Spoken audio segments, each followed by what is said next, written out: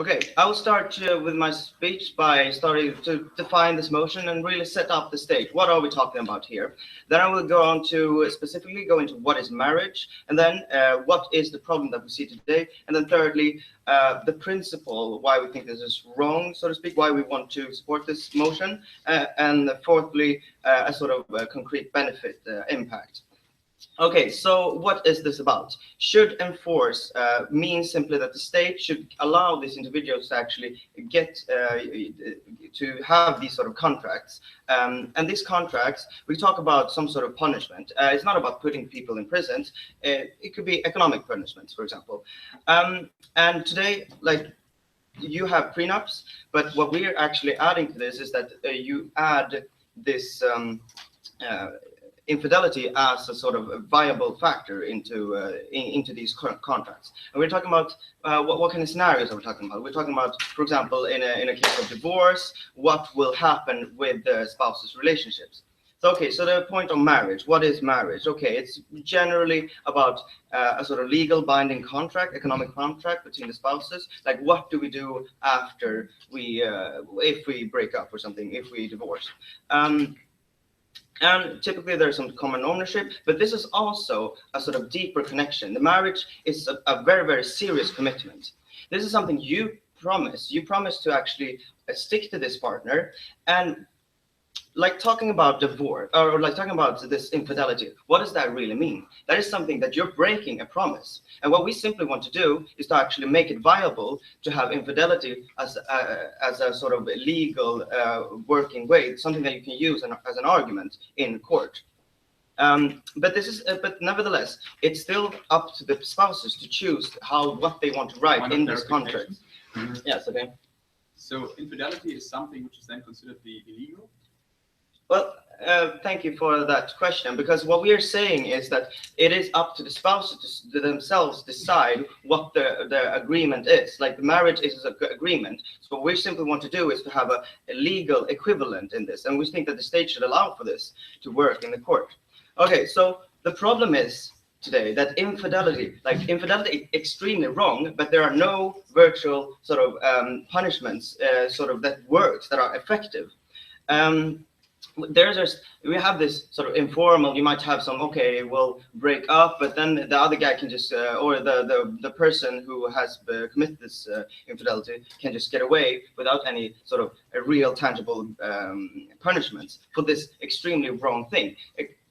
So what is it like really what you do? You're not only punishing emotionally, you're punishing someone in their economic plans. You might even have some children that are leaving out for this. This is such wrong to such a degree, considering the other partner, considering all the children, considering the long-term plans that they might have had, or the other partner might have had.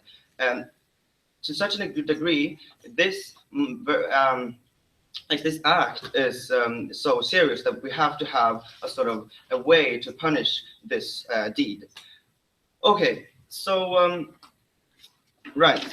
What we want to say, why we want this is that partly because there is this principle, okay? Freedom of contract. We believe that people should be able to make these decisions, like regardless of practical outcomes, because it's in their hands. They should be able to formulate what they want in their relationship. It's a relationship between two private individuals, and the state should actually give them this opportunity. Okay, and this is not about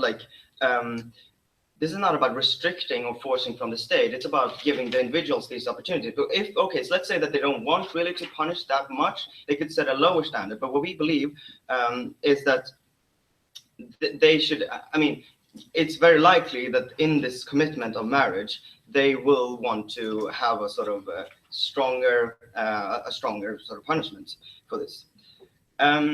And my partner will elaborate more on this of the freedom of contract, but I'll move on to our sort of important, our benefit that we generally see with this motion, what this will allow for. And it's the following. This motion will mean that people have stronger incentives to actually follow the promise that they give on that stage when they marry. Okay. when you marry someone, you are actually saying that, okay, I'm going to be with you for the rest of my life. Otherwise, why would we really call it marriage? Why don't we call it something else? If we still want to have this sort of form of vow, we want to have this connection between two individuals, then it is reasonable that you actually have that the vow is backed up by something. And this backing up involves, for example, this legal punishment. I mean, you have to say that, okay, if I do not fulfill this, then there will be some consequence for me, thus increasing the sort of the credibility in this vow. So before the marriage, you might have this sort of relationship, and then you say, okay, I want to marry you, and then the other person might ask, okay, why should I marry you? Can I trust you really? And then they're going to be together for a very, very long time. And if this is to be sort of a relationships that can hold, if this is to actually, if these two people are to trust each other, then there has to be a repercussion if someone breaks this vow. Otherwise, it's empty promises. Right. So in the scenario where someone might be, okay, I'm almost like someone is attempting. It's very tempting to commit this infidelity. But then in the status quo, there is no real, okay, but well, it might like what we're doing, what we believe is that with this incentive, with this economic punishment that may exist, the incentives will be very, very much different. There will be a lot. The stepping stone, like the hurdle that you have to overcome in order to actually do this wrong thing is higher. The cost is higher of committing infidelity, and therefore we'll see that there will be less of infidelity and will be more stable relationships, more possibility to longer relationships, less harm for the other spouse, less harm for the children, and more general, more happier relationships. Thank you.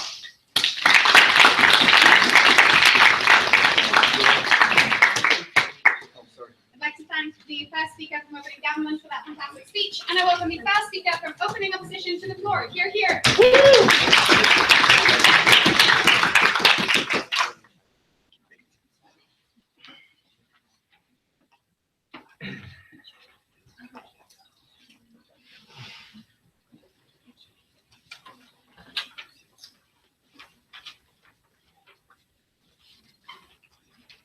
Right, so I'm here today to oppose a proposal by the government that would set back social development by at least 200 years or so, which is quite surprising, actually.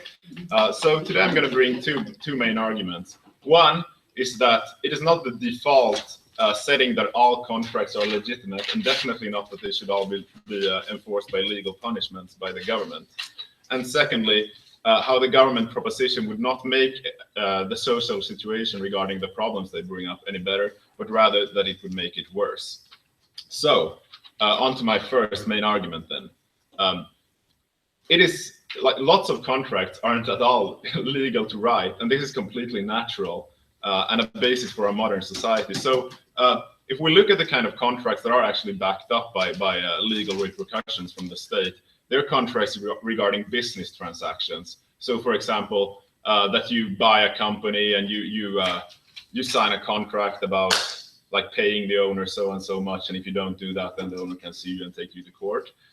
It is not legal to, for example, sign a contract that if you can't, for example, fulfill your obligations to a person to the bank you take a loan from, you are reduced to serfdom, as was the case during the Middle Ages, for example. And you can't sign a contract about selling your organs or anything else like that. So what we see is that contracts that harm the bodily autonomy are currently not covered, are currently not legal to sign, and definitely not backed up by the state. And therefore, it is not at all particularly logical why the right to sign contracts should be an argument for the government side to win this debate. So we of the opposition, we think that love and bodily autonomy are not business transactions, and thus or business relationships, and thus shouldn't be regulated by the by the government in the sense that they could punish people who break them. They also contradict the human right to bodily autonomy, and they're also a harm against, and they are thus a harm against the secular society that we currently live in, because On that point, sir. okay, I can take it. How exactly is paying more damages under a prenup when you cheat somebody violating your bodily autonomy? It is simply a matter of a financial transaction. It is a matter of financial transaction, but it's based on you violating.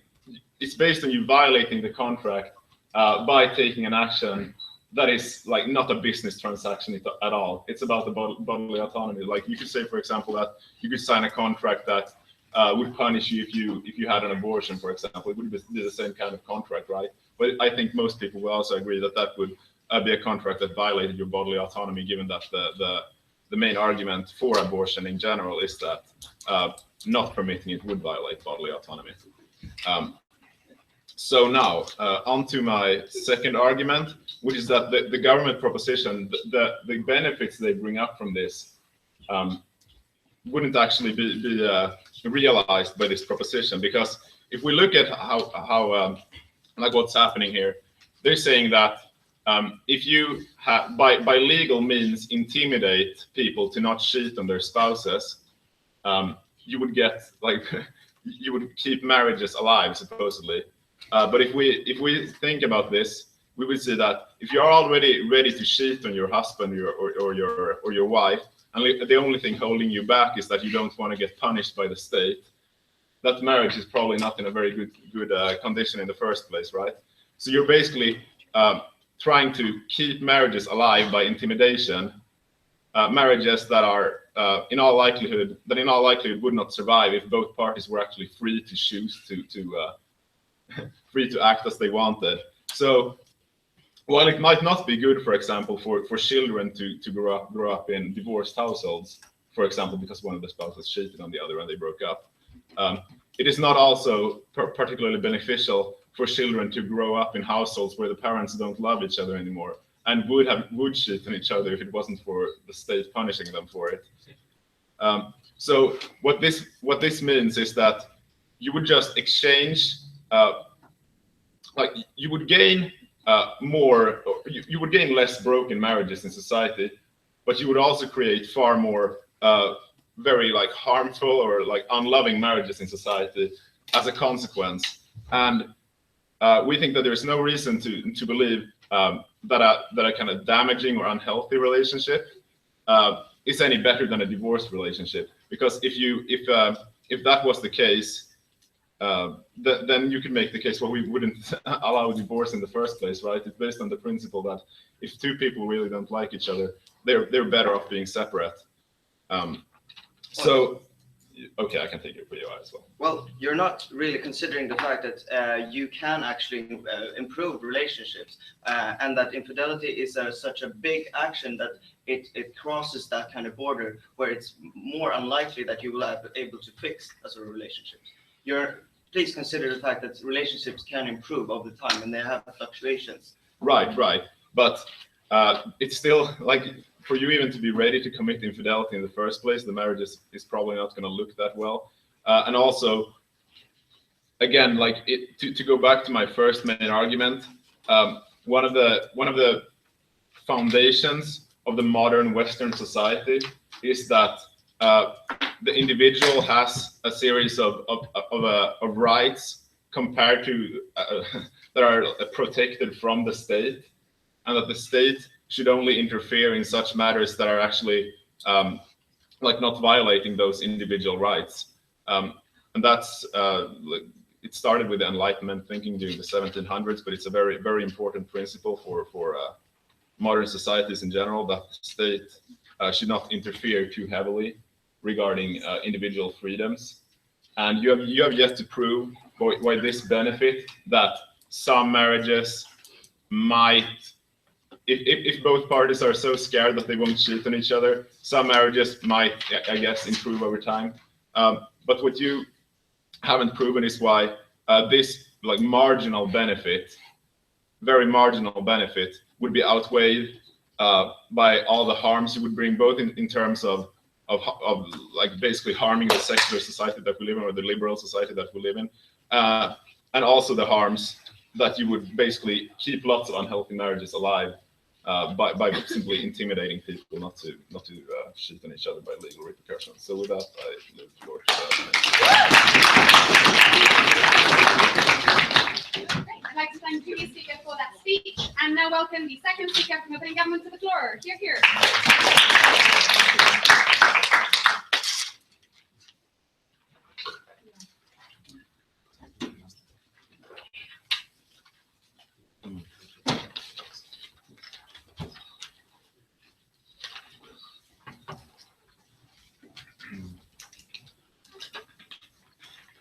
All right.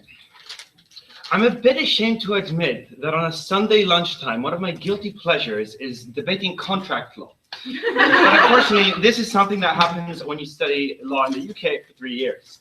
Two things I'd like to do in this debate. Firstly, I'd like to set out the metric for this debate and give some rebuttal to the opening opposition. And secondly, lay out two principled arguments why marriage contracts shouldn't be treated no differently in the aspect of restitution and compensation than other contracts, right? And secondly, just generally talk to you about why freedom of contract is important and how it should be respected specifically in the area of marriage. So, first of all, clarification. This debate is about freedom, one's ability to make consensual agreements with one another when they do not affect third parties, right? Or do not violate fundamental human rights, let's say, right? We're talking about punishment under contract law. They completely misunderstood, I think, the motion when they mentioned the state. The state is not punishing anybody specifically. They are simply enforcing prearranged consensual agreements between two parties where it says, for example, if you cheat on me, instead of getting 50% of the assets under the divorce, you only get, let's say, 20 or 15 or none at all, preferably under my view. Now, first 2 points of rebuttal. They gave us this kind of POI about, not all contracts are illegal. For example, they gave us this example about, you're not allowed to serve the bank when you don't pay back a loan. But the idea here is that prenups inherently, right, when you agree with your partner before you marry, that you get a certain split of assets, it doesn't really fundamentally violate your human rights. You're not going to enter slavery. You're simply going to be obliged under the law to pay a certain amount of money or give up a certain amount of cash after the divorce, right? Your bodily autonomy is in no respect you're violated, right? They don't make you go into the streets, prostitute yourself to get that cash to pay them, right? That's just simply unfathomable, right? But more on that in my arguments on freedom of contract. Then they gave us this idea that we'll have marriage by intimidation and our policy does not simply work. Okay, we'll concede that sometimes incentives are not enough. Sometimes, obviously, people will cheat. Like this, obviously, we don't have the burden to prove you that we're going to end cheating in general, right? But the idea is simply here, is this. If there is a harsher penalty, right, financial penalty for cheating on somebody, one might be more incentivized to reconsider their choices to cheat, right? The idea here is that if some of those people reevaluate their choices, they may end up ending their marriage, right? Since they obviously did not enjoy that much anyway, through words and not through brutal betrayal, essentially, right? And the second point is that even if you cheat on somebody, we find it important that the person who suffered the harm, that suffered the emotional stress and kind of devastation, to be financially compensated for that, right? Rather than say, hey, you still get to keep half of my stuff anyway, right? But now, moving on to my main arguments, right? Firstly, why is infidelity so bad, right? And why it should be punished under contract law as well, as it is not done so in many legal areas, legal jurisdictions, right? We acknowledge that it is the most serious kind of legal commitment you can make when you marry, right? It is a contract for life, essentially. It is not a 2-year loan, a 3-year loan. It's not an employment contract, right? You put your whole life into that partner. You put your whole trust into that partner, right? And when that partner, right, violates it by basically betraying you and basically, having sex, going out with somebody else, right, losing that exclusivity that was kind of granted to you, right, you are obviously going to suffer very serious emotional stress. And we see that as wrong to break promises. It's just a very fundamental kind of idea. And we'd like to see them rebut that. Why is it okay to kind of break promises in this area, right? No, thank you, sir, right? So this is the idea, right? Infidelity is essentially really bad, and it still has to be punished. Financially, at least, right? Now, secondly, freedom of contract, right? And here I'd like to mostly talk about the idea of what is contract law and what is its role. Contract law is supposed to reflect the will of the parties. When people consent to do something together, they should be able to do it, unless they obviously harm fundamental human rights or they try to sell each other into slavery. But this is not what we're talking about here. Yet again, I want to really reflect this. We're talking about simply making financial arrangements, right? But why is it important to plan your own kind of life, right? Why is it important to have freedom of contract in general? The reason for this is that when the state restricts on what you can agree on each other, you are less likely to be happy, you are less likely to plan your life in a way that makes you essentially happy. Second of all, autonomy. You're supposed to have this idea of being able to plan your own life because it is your life, it's not the state's life, it's not society's life, it is your own, right? You have the best claim to decide how to live your life than anybody else, right? But when the state tells you, no, you two people, even though you agree on this, should not be able to agree on this, you fundamentally violate this autonomy principle, right? But then you can think, okay, what if like autonomy is not that important because sometimes you have, these bad harms coming out from contracts, that there is kind of undue influence or duress in a contract. Okay, I'll kind of preemptively deal with this idea of duress and undue influence. First of all, right, when there's kind of exploitative kind of measures used by one party, let's say the husband onto the wife, we see that we acknowledge that this kind of illustrates a broader underlying problem of mistrust or exploitation or just bad faith between the parties. And that kind of marriage will not especially last anyway, right? Those are kind of few kind of special cases of marriage, right? So, so those kind of marriages are not supposed to hold up anyway, right? And of course, if in a legal system, you can say that there has been a very severe undue influence. For example, the contract was not properly explained. The other party was not given like information or been told that she's supposed to seek counsel or legal advice on this contract, but she simply deceived into signing it. Then there are rules under contract law that make sure that that person is not held party to the agreement. In many jurisdictions, that is not the case on business transactions, but we see it completely sensible to make it, for example, for a marriage contract, which has a very important social dimension, where parties are not business people with kind of advanced legal advisors and so forth. And therefore, you can have these kind of extra measures to make sure that parties have the opportunity to review and understand what the contract really is. Now, so at the end of the day, I want to tell you what opening government brought to you. We brought to you a very kind of simple mechanism on how to punish one of the worst grievous betrayals people do to one another. We told you that even though that sometimes you cannot fully prevent cheaters because those people will exist no matter what, we at least give you a mechanism for punishing them, as under ops world, they kind of see that it's completely fine for them to go unpunished, right? So I want you to remember two things at the end. Firstly, there has to be retribution or some kind of moral retribution when somebody does a wrong, right? Promises also have to be kept as a general principle. And people, when they suffer severe emotional and loss and injury or depression through kind of these betrayals, they are entitled inherently, in our opinion, for compensation. And for those reasons, the opening government is extremely proud to propose this motion. Thank you. I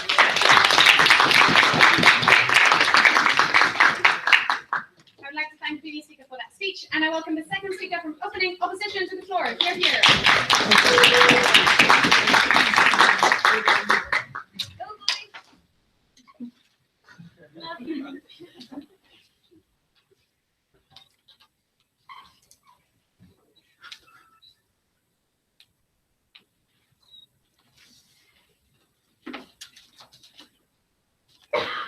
Today I have three arguments for you. The first one about how children are harmed, the second one about how these contracts do not belong in a marriage, and the third one about how the partner can keep it over your head in the future. The first argument about how the children are harmed it goes directly towards the Prime Minister's speech, because he claims that the children are less harmed by these contracts. Well, we think that the children are more harmed for the following reasons.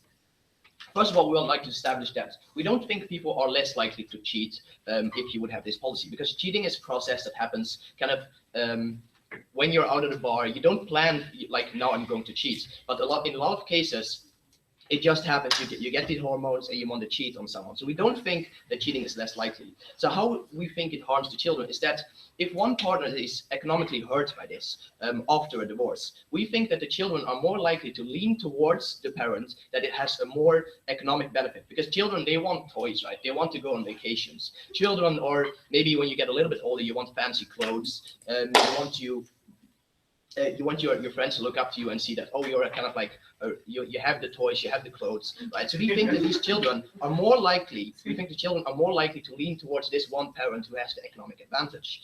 And this harms both the children and the other parents. Because we think for a child, it's very bad if we think it's very bad if the child only grows up with basically one parent. And we think that, yes, they might live at both places a little bit, but they're going to lean more towards the parents with an economic benefit. And we think it's very important that there is a fair balance between those two, between living we think it's important to have a balance in living at both parents rather than leaning towards one, because a child needs both parents. It needs a mother and a dad, because they both bring certain aspects which you will need as a kid later.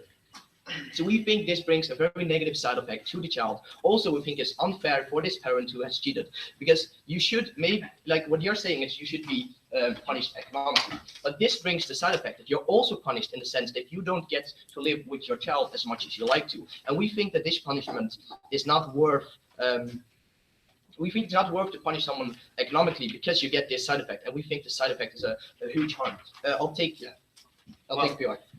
Well, you're not considering the fact that the divorce also means a psychosocial stress on the children. We're not mainly talking about economically. It does. Yeah. Thank you. It does. Divorce is not good for children. But if you have the divorce anyways, we think it adds more harm to the children if they, after the divorce, choose to live more at one parent's place because of this economic. So yes, it's true. It hurts the children to have a divorce, but we think this adds even more hurt. And if the parents divorce, then there is this harm on the children, which we have on both sides of the house. So on to my second argument about how these contracts do not belong in marriage is we think that these contracts, they're usually signed, or they're always signed before or during you get married, right? And we think many people in many cultures especially, but in general, people marry when they're rather young, right? And when they do so, they might not know a person that well. They might have known a person for 1-2 years, and then they marry each other, right? And we think that after, when you're really married, that is when you get to know someone much more. You get to know someone once you're married, then once you have children perhaps, and then you have this one mistake you've made when you were young, and it kind of it's being kept over your head because you can't really do anything else. No, thank you. Also, we think, like my partner said as well, we think infidelity is bad. We don't think that this punishment belongs to, should be in the state. Because, for example, if a marriage is bad, it usually comes from two sides, right? Maybe one partner is abusing the other, maybe they just fight a lot, but it usually comes from two sides. It's rarely one partner being mean to the other, because then you have a fair divorce, right? So if we have this situation where two partners basically have a bad relationship or bad marriage, then one of them might start to cheat on the partner, while the other one might do other things. They might talk shit about the partner behind their back. They might do other things. They might try to pull the children more towards them than the other parent, giving an unfair advantage again. So we think that someone might take the method of cheating on someone, but the other partner might do things that are just as bad, and that partner will get away with it because it's not in a contract, and because those are the niche things you never put in a contract. Basically, you never put in a contract like, oh, you're not allowed to talk shit about someone's back. so we think this gives this kind of unfair advantage again. Well, someone might seek one method and someone else another, but then the one choosing the wrong method in your policy is being punished while the other one goes free, basically. This is unfair. No, thank you. All right, so on to my last and final point about how the other partner who hasn't cheated can keep it over your head. So let's say you cheat on someone and you're being caught, but you're most likely to kind of be forgiven, right? Because the partners, they probably still love each other. Just because you went to a bar once and you cheated on your partner doesn't mean you instantly stop loving each other. So most likely you're still married. This happens in most cases. You're still married. So you have like a really rough time for a little while, and then you basically go on with your marriage. But then if you find, like 5 years later, for example, you want a divorce for another reason, it could be any reason, then this other partner can kind of keep it over your head. And also you might just not be you might not feel that you might not feel that you can have a divorce, because you might not kind of survive economically and financially with this divorce. Because if you later, 5 years later, for example, would choose to divorce for a totally different reason, you might think like, oh, I can't because I cheated on someone 5 years ago and I really regret it and I should never have done it. But now it's kind of being held over my head, because if I now divorce with my partner, then she's going to bring this up in court, and then I lose all the money, I'm going to lose the children, like I explained in my first argument, and we get this really unfair side effects, which shouldn't belong in a normal divorce. All right, to quickly sum up what I've said, we think this harms the children, while the Prime Minister and the opening government says it's good for, or they say it's a less harm for the children. We think the harm is increased because the children, they tend to lead towards one partner side more, and we think this is really bad for the children because they need two parents and need equal balance. We think the contracts do not belong in a marriage because while one partner might seek one method for kind of compensating a bad marriage, the other partner might seek different methods, but one of them is only being punished. And the final point I had about it's being kept over your head, you might not be able to divorce for a different reason because you can't survive financially. Thank you.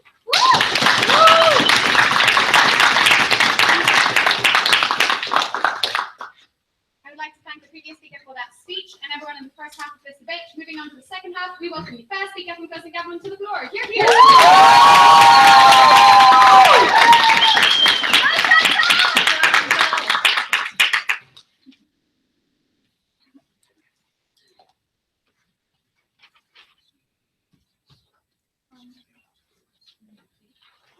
Dear panel, thank you for the floor. Before I will go on to my three main arguments today, I will engage in a little bit of rebuttal. So we heard the last speaker who basically was leaning all his argument on the ways in which parents can take advantage of the loyalty of their children, and how they can work against each other in trying to manipulate their children into being on their side. And we don't think on side government that is inherent to a loving relationship. We don't think that actively in a loving relationship parents try to go against each other and try to win over the child. We think that is something that is completely false. And if the opposition side cannot prove that this is inherent to the marriage, we don't think that their argument is in that sense valid, because it's basically based on hypothetical assumptions.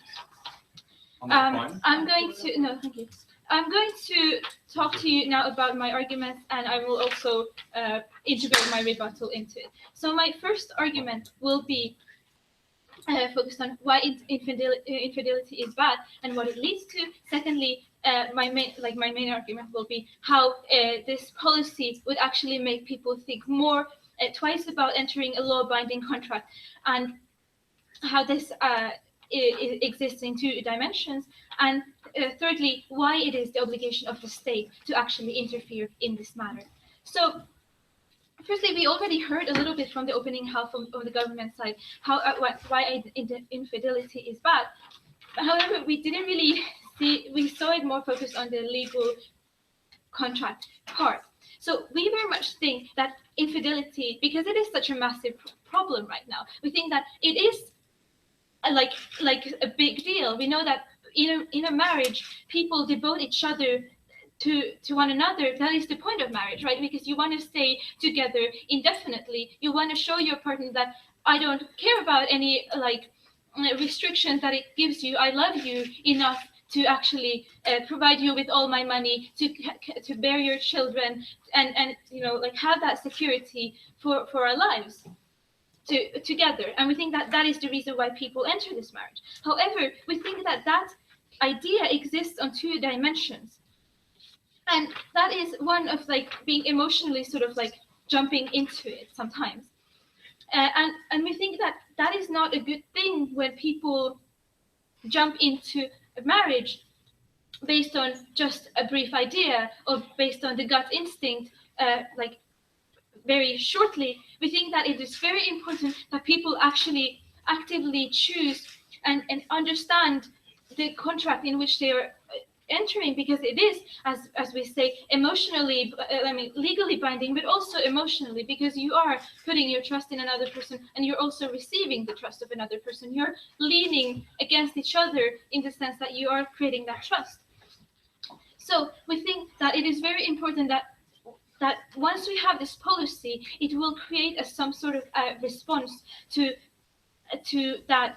It will create some sort of a response to violating that contract, and we think that by I mean, the opposition side was sort of talking about how it's not good to live in an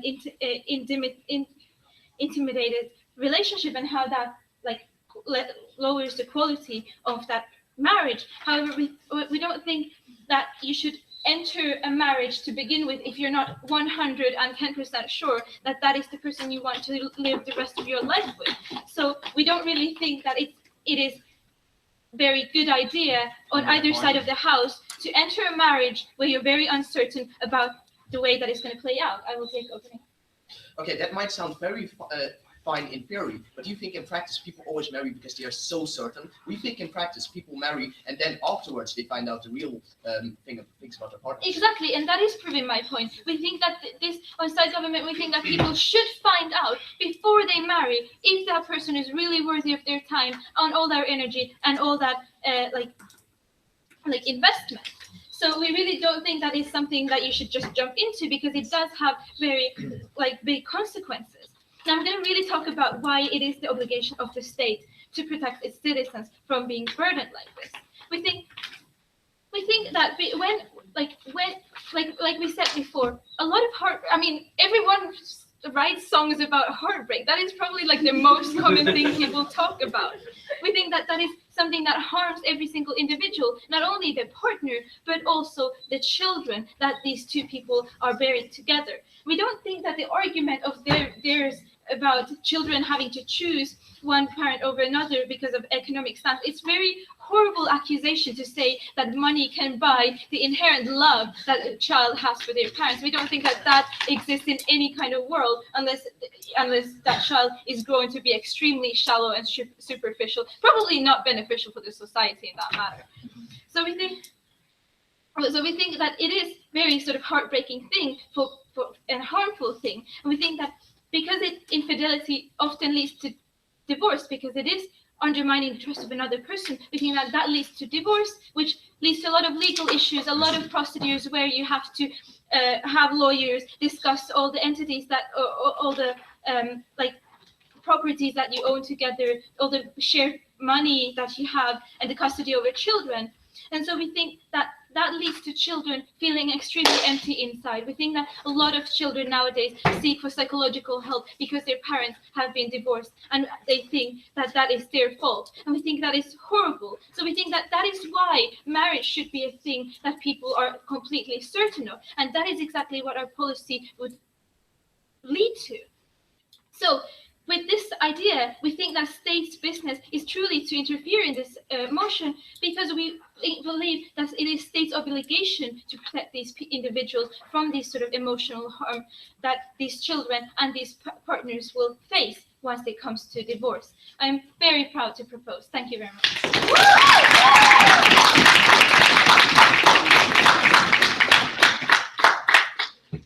I would like to thank the previous speaker for that speech, and I welcome the first speaker from closing opposition to introduce their case. Hear, hear.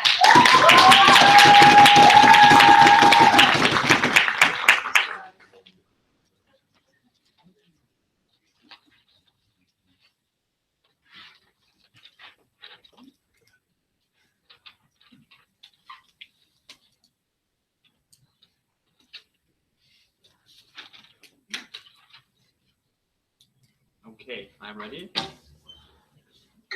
So, Honored House, this motion, we will make it about that we basically are on the edge of tearing families apart. And we think that this is a really very bad thing. So, first of all, I would like to go into a small rebuttal, and then I would like to enter our main points, which are basically that we never know where a relationship leads. Secondly, that we have to speak about sex and sexual development of relationships. And thirdly, that we think that we shouldn't give the right to blackmail to one partner to blackmail another partner, because that would crush every relationship and the chance to get people getting back together. So first of all, some more rebuttaling. I think that we had from closing government this idea of people not marrying at all, because if you don't know a person, you shouldn't marry the person. This was basically what you said, but getting to know a person can take ages. 10 years, 20 years. So why to get into a marriage at all if you say that 2 years isn't enough or 3 years isn't enough? Because I think all of you can accept the idea that even your closest friends, which you know from your childhood, still surprise you somehow. So of course you don't know a person 100% for sure. So you can never really be 100% certain how a person will react, because people change as well. Even though there used to be one idea of a human you had in your mind, they change and they develop. So, which basically leads to our main point. So a relationship is two people growing or maybe diminishing together. There can be one person growing up and going into one direction, the other person can go into another direction. So we think or we all should know that 50% of marriages fall apart. So we actually give 50% of the partners the possibility to blackmail the other partner. Why is that? We have one partner who is he's in a very bad relationship, which happens to 50% of every man in marriages, and he actually wants a divorce, but he doesn't get the divorce until it is signed. So it can get really messy since he actually gets the divorce, and since then he is binded by the original agreement that he has to be faithful. So we basically have one partner blackmailing the other partner that until I get my divorce, you cannot take every other partner. And if I would like to, I actually have the opportunity to stretch that period quite far, because there can be, you have to see each other in court, and you can maybe just decline the permission of the signature, and that can take ages. So why do you think it's a very bad thing? Because we give one partner the opportunity to blackmail the other, and the other partner not the opportunity to find another partner completely. So, and why does it also harms disproportional women, the poor, and the children? I can explain you why it does. So we have most of the time, even though we live in a developed society, we have most of the time the male being still the bread owner and the female caring for the children. And he basically has more money. Unfortunately, we would like to change that. But of course, we have still that idea in the heads, and we also have still more males in the career ladder, which is also leading to them having better paid work. So they can actually take the punishment, they can basically afford it, while the poor people and maybe women who decided to care about the children cannot, and they are in the position that they will be blackmailed because they cannot afford the divorce at all. And if they made one mistake, which can easily happen, just imagine that most of the marriages actually fall apart because of infidelity, and that people actually don't almost ever say, I actually did not intend to do that, it was a mistake. We just take that away. We also take away the opportunity for both parties coming back together, because we have one party with this basically low urge to get revenge. And as a state, we're supporting that low urge to get revenge on the other partner, which will make it impossible or almost impossible to get those parties back together. And this is hurting the children, of course, because the marriage will just fall apart, and that will tear families apart. It will disproportionately harm the children, the women, and especially the poor, who actually cannot afford these huge economic punishments. So let me go to my second point. We also have to speak about sex. Why is that? Relationships, especially marriages, are, as you said, for your whole life. And I think if you come together with the age of 20, you have maybe another view of your sexuality than 20 years later. And maybe both of you developed an idea that you would like to change partners, or I don't know. I think it's a very common idea to have a threesome. And and it's kind of a fantasy that a lot of people share. And having that, basically makes it impossible, or basically gets one partner again the possibility to blackmail the other partner. Because if something like this happened, he can just say, if we get a divorce, I will punish you with the economic punishment we have in our contract, because, you know, I agreed with it that time, but now I don't agree with it anymore, and now you get the punishment. And I think probably every relationship is actually getting and having problems, and that is an essential part. And coming back together is also an essential part, because I think in a lot of relationships, especially marriages, it happened that people came together after one partner cheating on the other, and our punishment we are now enforcing as a state is more or less making that impossible, because who wants to be together with a partner who actually waged this huge economic threat on another partner just because you did a mistake and you urgently ask for forgiveness, but you don't get it. Instead, you just get a fine. I think that will tear families apart, and that is a very bad thing. Thank you.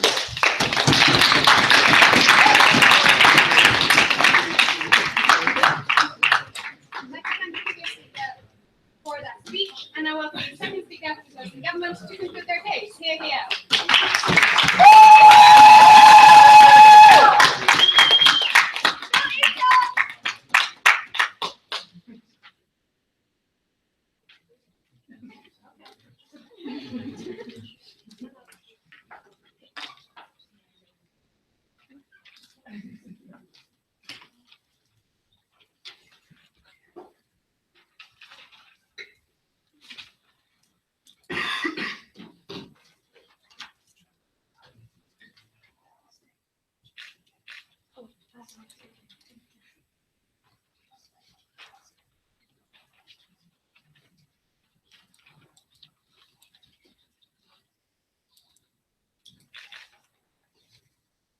Okay.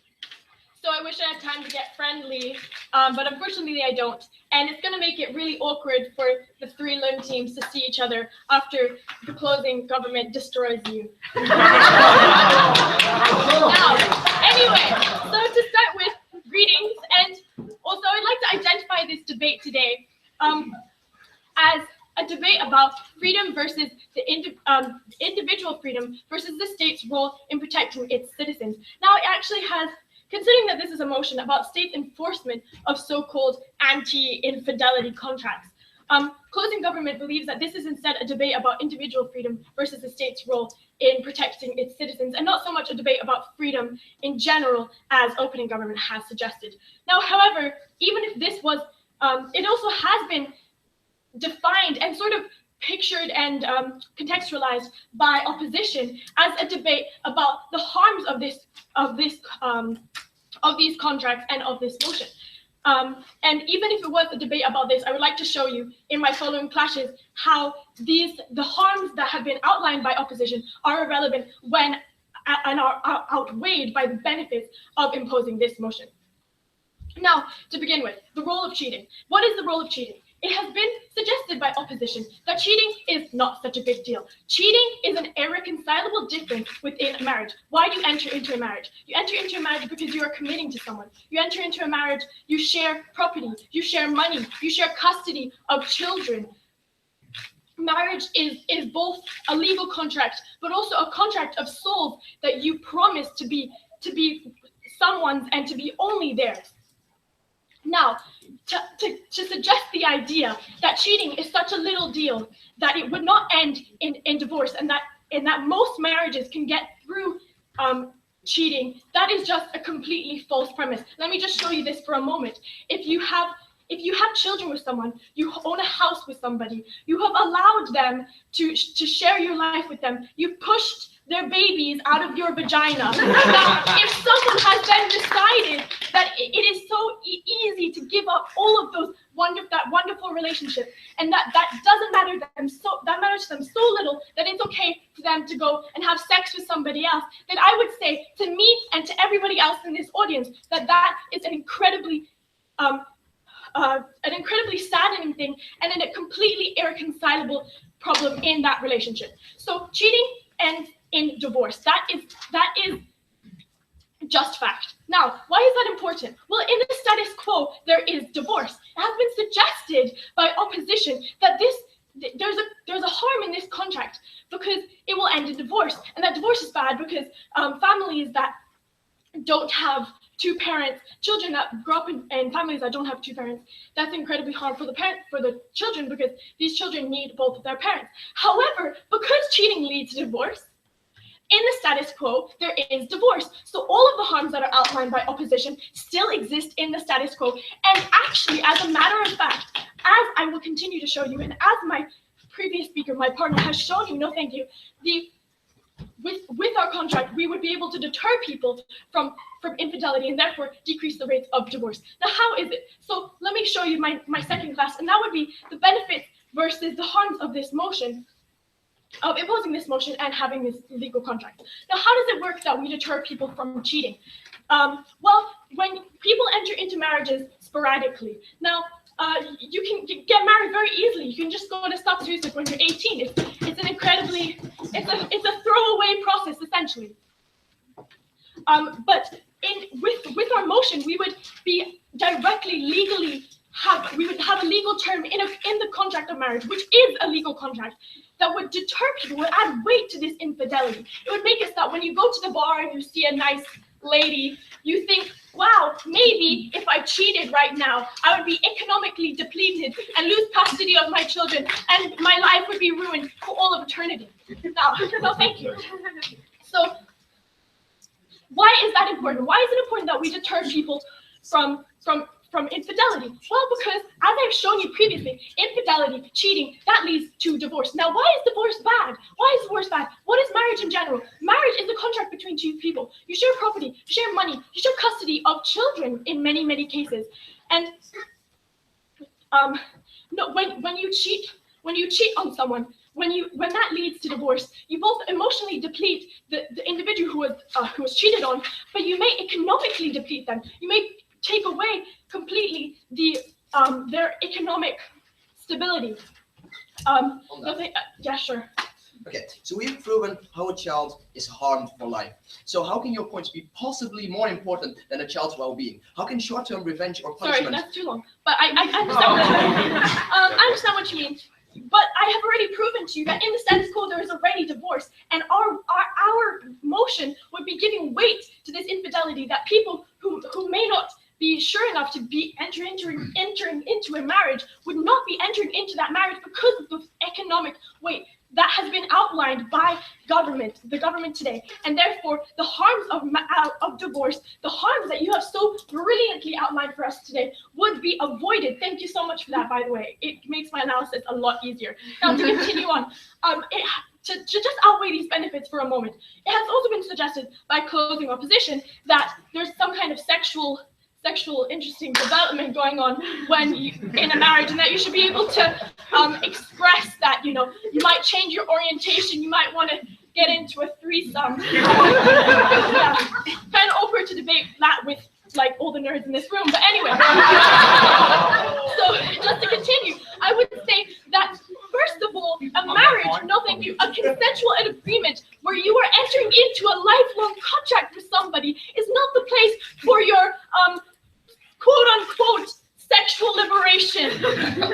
Now, not only that, but if you have realized that you might be gay and that you might no longer be interested in your partner, then it's completely fine and consensual to tell that human being, yes, oh, by the way, actually I like penis and not vagina.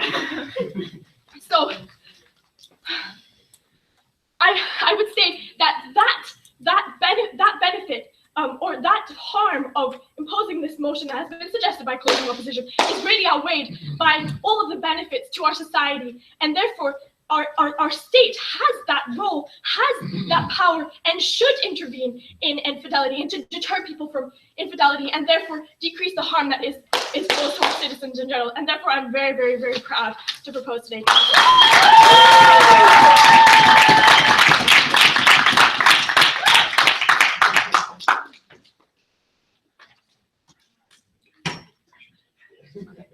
I'd like to thank the previous speaker for that speech. And now to conclude the case for the opposition and the debate as a whole, I welcome the second speaker from closing off to the floor. Hear, hear.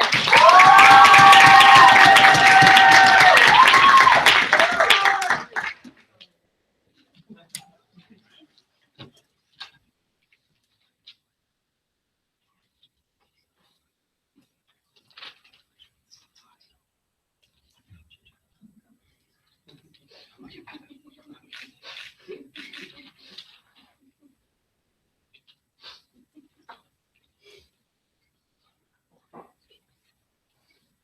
you ready? Honorable House. So I'm going to go ahead and do a little bit of rebuttaling from what we heard, especially from closing government, but also from opening government. Then I'm going to move on to talk about our substantive arguments about why we think this is not going to be good for relationships and some of the practical harms of implementing this policy, especially in terms of the modern understanding of relationships, of sex, and also flexibility in relationships. And I'm also going to talk a lot about consent and why in this particular area it is more bad than, say, in business to assume people can give consent to like these decades-long agreements on something as important as love, really. So first off, some rebuttal, and I think they will be explained more in my substance as well. First off, opening government says that it's good for people to have freedom to make these contracts. We say that that this really takes away freedom from individuals because you are enforcing on them contract that lasts decades, something they had no chance of foreseeing and they have no chance of reversing back from, and so therefore you on your side of the house are really the ones decreasing freedom and opportunities for people. Our side is the one that increases it.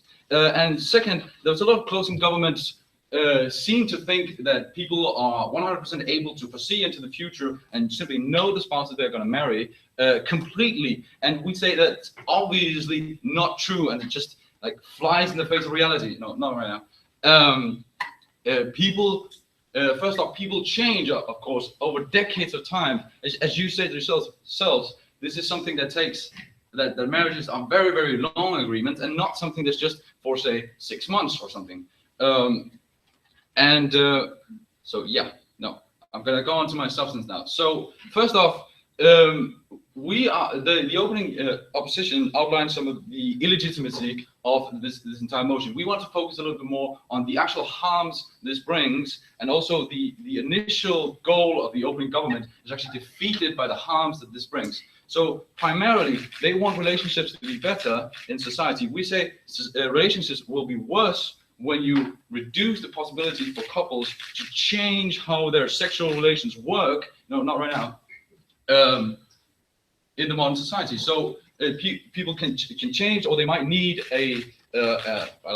some kind of conflict for the relationship actually to get better. It's a very common process that you have some kind of something that's not working in a relationship, you have a conflict about it, then you get back together and you move on. And on their side of the house, rather than giving them the opportunity to move on, it's simply going to be a financial punishment, and then relationships will simply be worse off. We say it's important for people to be able to change the composition, the sexual composition of the relationship. Yeah. And secondly, I'm going to talk a lot about consent, because really we say that we've been saying that there's going to be a lot of coercion really in this, because there's going to be, imagine the situation where one partner wants to have this fine and the other does not. Right, that's going to be an incredible problem immediately, right off the bat, and there's going to be lots of people who feel coerced into making these kind of agreements. Imagine if most of society starts making these kinds of agreements, and then you're the few, say 20% who doesn't. What does that say about your relationship? What kind of symbol does that give to the rest of the world, to your society, to your community? We say that there's plenty of people who are going to be coerced against their will into this, and this is going to have a disproportionately larger effect on women and poor people, especially, as my previous speaker said. Point. No, I'm not done yet. Especially because women currently do not have as many financial backings as men. That's just how society is right now, and therefore the men can take the hit from the fine, but it will hurt the women more if they take the same hit, and the fines will be proportionally bigger for the poor people, so there is a much higher chance of them going broke or somehow being seriously harmed from this kind of policy. That we say is, and we should protect these vulnerable parts of society, not harm them even more than they already are. And fundamentally, we say that you cannot really give consent to an agreement that you cannot go back from later, or that you cannot revise later. That really brings larger harm to you. Like, for example, you cannot give consent to slavery, for example, or to becoming a slave, because that's you cannot reverse that decision at a later point. And it is something that is just incredibly harmful, just off the bat. And also, fundamentally, especially in this area, people are not companies, right? When companies make contracts that last for decades, they usually have a huge backing of lawyers and experts and people who know what this is going to look like. And for regular people, they do not have the chance to simply know what the other person is going to be like in 20 years, in 30 years. And so therefore, we say it is not at all the same thing as regular business contracts. And also that in this particular area, talking about love, people are even more susceptible to making irrational decisions or being coerced, because love is that particular time and period where you're not thinking that much about it. Imagine a situation where somebody who doesn't have a lot of money is coerced into a quick marriage, I don't know, in Vegas or something. No, sorry.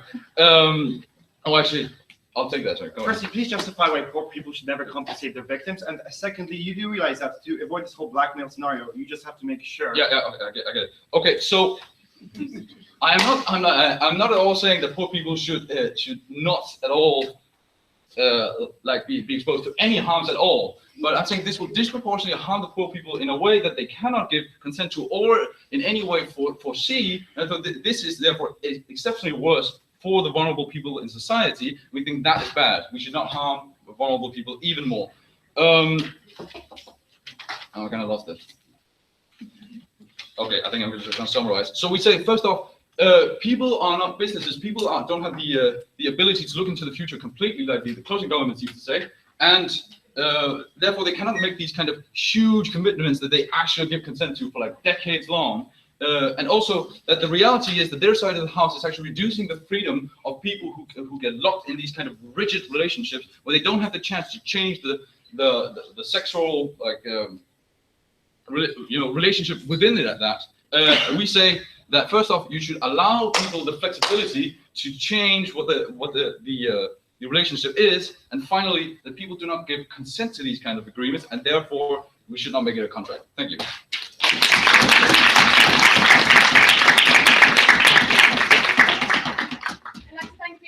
For that speech, and to once more congratulate all teams for making them this far and thank them for some fantastic speeches. Well done.